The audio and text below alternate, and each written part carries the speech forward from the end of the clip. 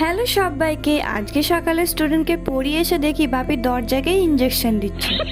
আসলে আমাদের দরজায় উই হয়েছে, তাই ইঞ্জেকশনের মধ্যে ওষুধ দিয়ে এর মধ্যে ফুটোগুলোতে ঢুকিয়ে দিচ্ছে।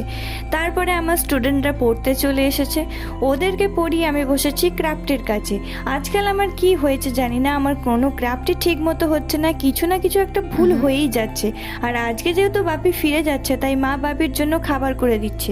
আমি লুচির জন্য ময়দা মাখতেও পারি না, বেলতেও পারি না, তবে এরকম গোল গোল করে ফোলাতে পারি। তারপর বাপি সমস্ত খাবারগুলো সুন্দর করে গুছিয়ে ব্যাগের মধ্যে ঢুকিয়ে নিল। তারপর রেডি হয়ে নিল ট্রেন ধরার জন্য।